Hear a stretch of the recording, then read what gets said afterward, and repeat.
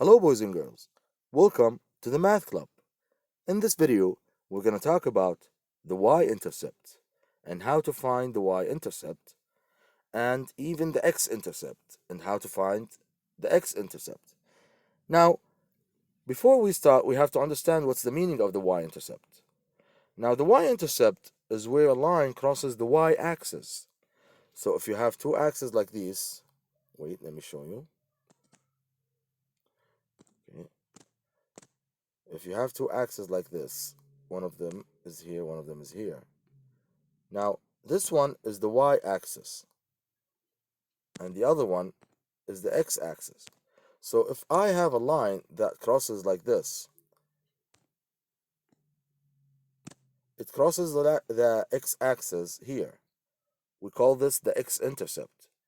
And it crosses the y-axis here, and we call it the y-intercept. So the idea of the y-intercept is the point where the line crosses the y-axis, and the x-intercept is where the line crosses the x-axis. Very good. Now, when we talk about the y-intercept, it means that the x is always 0. So in the y-intercept, the x is always 0. And it's the opposite for the x-intercept, where is the y 0.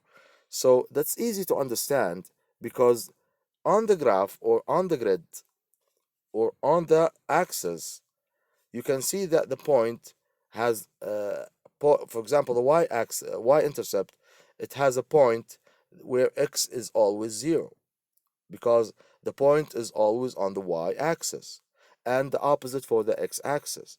Now, let's see some questions so we can understand the meaning of this key point. Question 7. Work out the y-intercept for each line.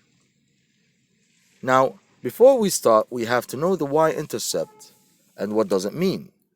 As we said in another key point, we said that the y-intercept is the point where the line crosses the y-axis. Now, to find the y-intercept on the equation, it's very easy. First thing you do, you just take a look at the equation. On the equation, we have this coefficient of the x. This is the gradient.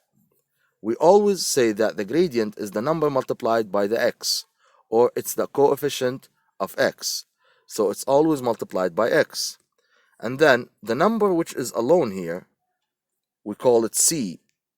When we say y equals mx plus c, it's the y-intercept. So this is the y-intercept. Very good. Now, to understand this more, let's take a look at some equations. Now, let's circle the y-intercept for each equation. Here. Very good. This is the y-intercept. Now, let's make it clear. Yes. This is the y-intercept here. Good. This is the y-intercept here. So the y-intercept is the number alone, in which it's not multiplied by any variable. Now, if you can't see the number alone, it means that the y-intercept is 0. Very good. So the y-intercept here is 0. Good. Now, what about this one?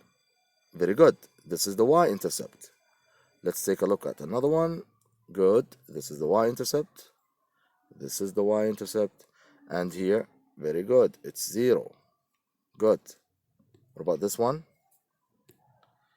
Good. This is the y-intercept. And this is the y-intercept, and this is the y-intercept.